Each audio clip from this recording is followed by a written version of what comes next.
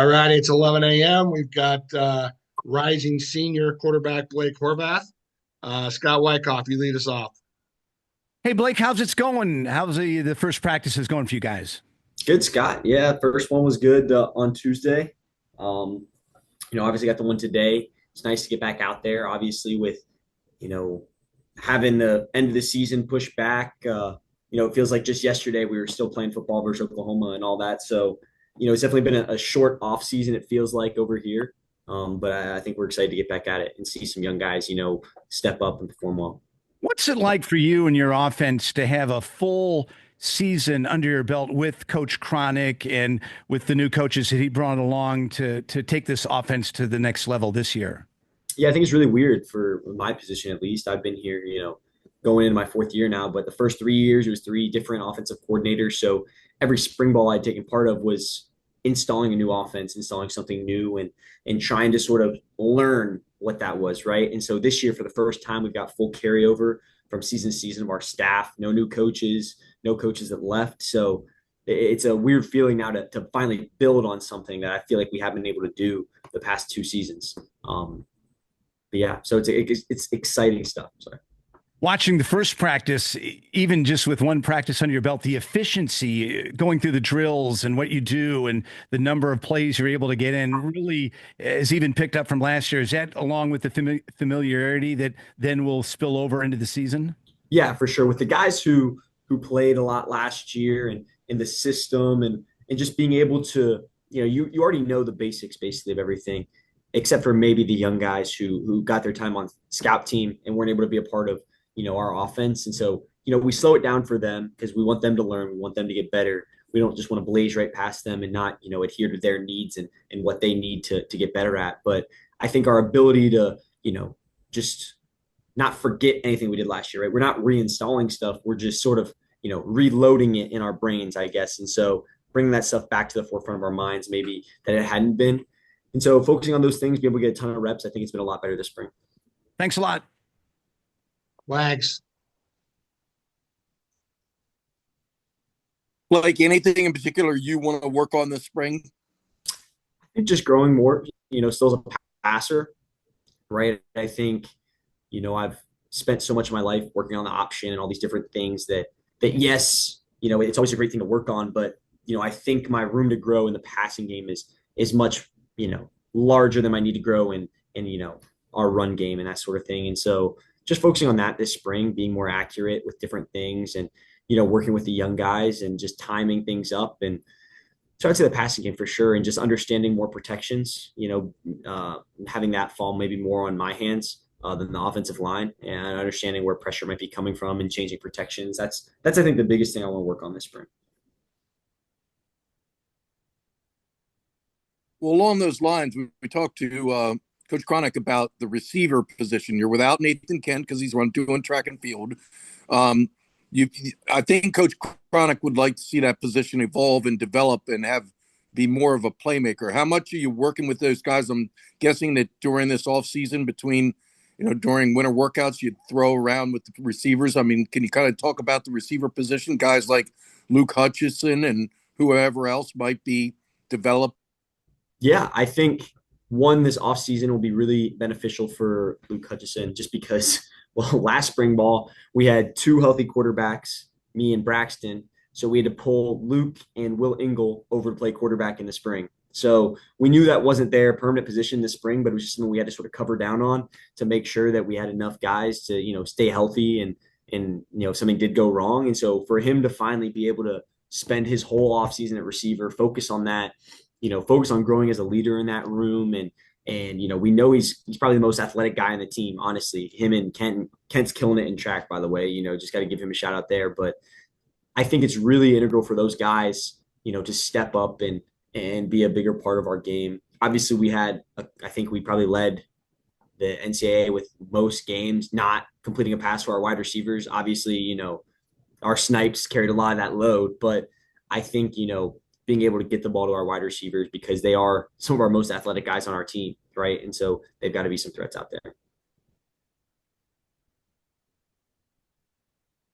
So how do you go about doing that? You talk about getting the ball to the receivers more. I mean, is it that you just have to target them more? I mean, we don't know, if the plays were designed to go to slots or if that's just who you happen to pick up on as being open. But how do you incorporate the receivers more? Yeah, it's just all about building trust, right? And understanding, when you throw the ball over there, right? Are they going to make a play? Are they going to catch it? Just the full trust and looking where to go to ball or where to throw the ball. Like on the last play of our drive versus Oklahoma, right? On the pass to Heidenreich on fourth down, like I was not wavering on who I was going to throw that ball to at all, right? Like it was going to Eli the entire time just because that trust that we built up, and grown through our time here and in off season. And so I think it's integral in growing that with those guys like Luke Hutchinson or Josh Guerin or Noah Bull and those guys, just knowing that when I throw them the ball, I've got full trust that they're going to catch it and make a play. So I think that is the biggest thing, just helping them get comfortable in their routes and understanding where open space is going to be to make them, better receivers instead of sometimes being robotic, just playing some football and understanding, where open space is and how to get them the ball. Well, what about the tight ends? Do you see that position evolving as well? I mean, I know Jake Norris is growing up quickly, and he's a guy that was recruited as a tight end. And there's some other younger guys that were recruited specifically as tight ends, may have played tight end in high school. How do you see that position evolve? Yeah, I think, obviously last year was sort of its real birth. We've tried to incorporate tight ends the past few years, but nothing like last year. And so I think that, it was very opportunistic when we could hit them in the passing game. I think they blocked their butts off. And so, yeah, they're always a part of our passing game. And the same thing goes for them, just, growing as athletes and playmakers, right? Just, being able to use their speed and size to an advantage, not a disadvantage. And so I'm excited, obviously, for Cody, whenever, he's fully healthy and all that, he's, a real threat out there. You can see it in a lot of games he played. And so once he, is a consistent presence for us out there, I think he's going to be really good. Jake, is coming along and he's great. Gavin Noe is a bowling ball back there. So he's great in a lot of aspects, just growing the passing game a little bit more with him. But, I'm excited for them as well. So all these skill position players coming back, Texa, Heidenreich, Chapman, Kent, we mentioned, you've got a lot of weapons. Do you really see this offense growing and being, based on the weapons coming back, you would think this is going to be a very potent offense? Yeah. And I think with all those guys that you named, right, not a single one of us is like, egotistical or selfish about, I'm not going out there saying that I need to handle the ball this many times, right? Like if Alex, like you look at like the Charlotte game or different games this past season, like if Alex is performing well, if he's, destroying one team, like let's give him the ball. Air Force with Eli, like it's feeding the hot hand and doing whatever we can to win, right? So I think all the guys in that backfield want to share the load and just win games, right? We're not, out here searching for individual awards, trying to, set records just personally on our own personal game, right? If records come because we're performing well, that happens. But, we want to be the best team on the field, and that's about working together. And if we can have as many threats on the field as possible, then it spreads out the defense, right? You got to look in a lot of areas, and we're not just a, one trick horse, one trick pony. So. Well, I see Tim Nolan's on here, so I'll pass it off to him. Tim.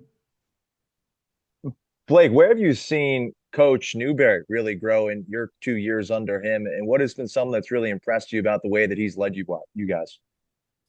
Yeah, I think the biggest thing in the growth from this past year and into this year is just, really having a clear vision of where the team wants to go. And you can tell that, he is, run the show and in charge, and, what the coaches under him are preaching and doing are, directly from him. Sometimes in the first season, it may have seemed like, there were a lot of, heads at the table, a lot of cooks in the kitchen trying to, say different things. And it didn't feel like we were, connected as much offensively and defensively.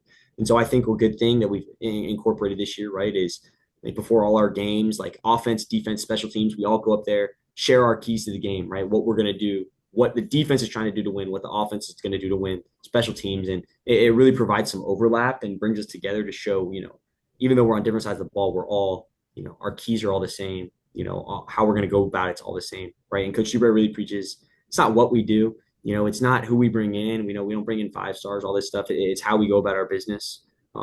It's taking what we've got and maximizing that potential and doing it in a way that no one else does in the country. You've mentioned Oklahoma a couple of times already since we've talked to you in these 11 minutes.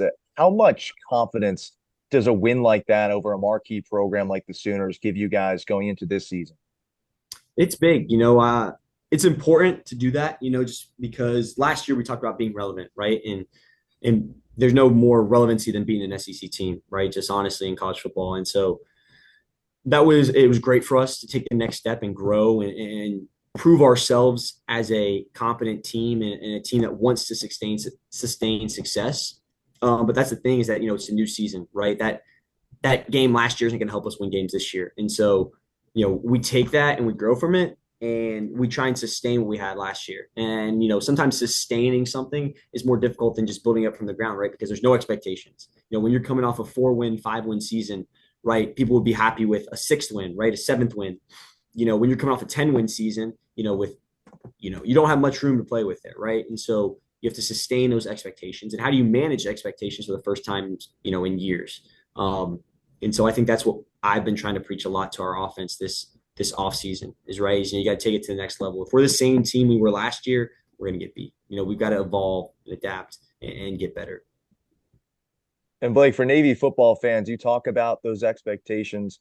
What is a tangible expectation that they can expect from their midshipmen coming up this season?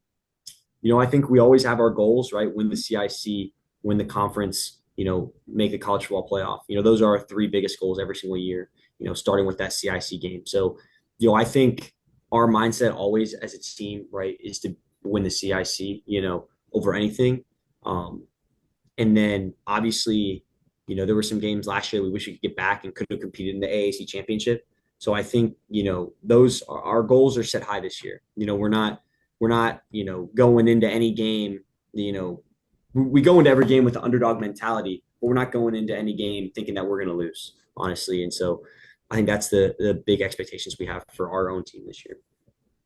Thank you. All right, we'll go right back around the horn. Scott Wyckoff. How important is it, Blake, that you guys respond to having a target on your back this year with the success you had last year, especially with the momentum that you built at the end of the season on a national stage through the winning streak and then again on a national stage with the wins over Army and Oklahoma? Yeah, I think when you look at the past few years, right, besides maybe Army and Air Force, there are no teams that have us circled on their calendars. There's just not, right? And that's how it was because we hadn't shown that we could be a threat. We didn't show that, who we could really live up to our full potential.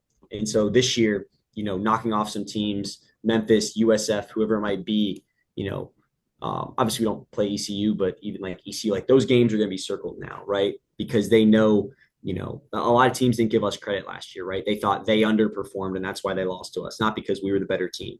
And so they feel like they have to get back probably against us. And so, just understanding, right, that you're being hunted and people are paying attention to you. And, you're not just going to be able to slip by on a team's, preseason work. Like I'm sure every single team in spring ball and maybe into their fall camp is going to, dedicate a day or, some time to practicing against the triple option offense or our offense, just because, they know that it's a serious threat. And so that's just something we got to go into this season understanding and take it to the next level. With all the new faces on the offensive line, how important is it that you have the voice of Coach Guillermo working with them, able to teach them in his style that really promotes the excellence that we saw last year on the offensive line? Yeah, I think, what made those guys up front so successful was their chemistry and their communication and the leadership they had between, all the seniors, right? I think the peer leadership and accountability that those guys had with Coach Guillermo was big. And, right now we do have a lot of those guys back helping out practices, whether it's Connor, Brent, Bhutan, all those guys back helping out these young guys. And so, the positions are open. And so, we just want to find some football players. And, it doesn't matter if it was a guy who, we expect to be in that position or if it's a guy that steps up. We're excited for some young guys to make a name for themselves and want to make a name for themselves because, they know that a void is there, right? And so they need to maximize their opportunities and really strike while iron's hot. And does your mom provide baked goods for spring practices? She probably will when she gets up here. Obviously, her visits are more frequent in the fall with games, but she'll probably be up here on the 22nd. So I'm sure there will be some Lyman treats. I'll be at practice then. Of course. Wags. Well, with regard to the offensive line, we talk about the returning skill position players, but you all can't do what you do if you're not getting good blocking. Do you have concerns up front? There's 3 seniors will be graduating, so you lost 3 starters. You have 2 of your returning starters will not be participating in spring parts of spring camp. So I would imagine on Tuesday you were out there with 5 brand new guys. Are you concerned there? No, I'm not. I'm not concerned, right? I have full trust in them and our guys and how we go about things, right? I think right now I'm just excited to see who steps up, right? It's a challenge. There's no clear cut winner, right? And we don't want to go into this with a clear cut favorite of who we want to be in a position because we want to give all these guys opportunities. And so obviously we have, 3 linemen returning, right? So that played significant minutes in my opinion. Whether it was, in the Army games early in the season, like Cam, and then Hoke later in the season. I mean, playing against Army and Oklahoma, I don't think there are 2, bigger games on our schedule, maybe besides Memphis. And so and then obviously having Ben back, Ben's going to be the leader of that crew. And I think he's done a great job so far this offseason. But, I think we're going to, you say running back by committee, sometimes offensive line by committee, in this spring, right? There's no rush right now, obviously, but we want to find somebody. But I think we want to get as many guys in there to really give them an opportunity and, see what they've got. We don't know what we've got until we can actually see it against a defense like Coach Volker's and Coach Newberry. So. Well, I was just going to say, I mean, that's what you got to get. That offensive line has to grow up in a hurry here in the spring because when you go live, good on good, and Landon Robinson's across the line of scrimmage and some other really good players. Griffin Willis, we don't need to go on, but in order for the offense to execute, move the ball, and do its thing, these guys are going to have to grow up quickly and find some cohesion and chemistry, correct? Yeah, exactly. I think that is what I'm excited about, right? It's not like our defense are some scrubs or anything like that. Like we got Landon Robinson, Griffin Willis, all those guys who are, really, really good players. And so for them to right away, their first experiences going against them, I think is great, right? Just to, there's nothing more game-like than going against those guys who are going to treat every rep like it is a game. And so, I'm excited for them to get those experiences and, not be, not go easy on them. Obviously, we don't want to do that. So, getting thrown against these high-level competitors, I think will be really good for them. I think all of us that were at the East Carolina game, it was really cool to see Braxton Woodson literally grow up right before our eyes. And in one game, he transformed the whole narrative of, previously he'd had some struggles. And in that game, he showed what Braxton Woodson can do and that he can be an effective quarterback and make this offense click. Your thoughts on Braxton and his development? And, I think the coaches believe that if Braxton plays, Navy can win. I agree. Yeah, I think I talked to you before that game. And you asked what Navy fans expect if Braxton plays, and I said they should expect a great athlete, a guy who can lead this offense to a victory.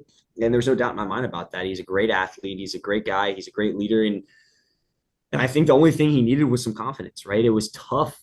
It's tough when your confidence sort of gets beaten down, right? And that's exactly what had happened the past season. He was thrown into some tough games as a true freshman that is just, that was unheard of. And the only real quarterback, that I can think of that handled those expectations is the greatest of all time, probably, right? Keenan Reynolds, and so obviously you want to see if you have that, but, just him having to go from his first start is against the Air Force when they're a ranked team. Like, it's just, I think that we didn't set him up for success the best we could his freshman year. And we sort of, brought him backwards rather than tried to elevate him. And so I think that ECU game was huge for him. And I was super happy to see that confidence come back and grow. And now he has full faith in his abilities, right? And so if he's ever out there, I have full faith that we'll win the game as well.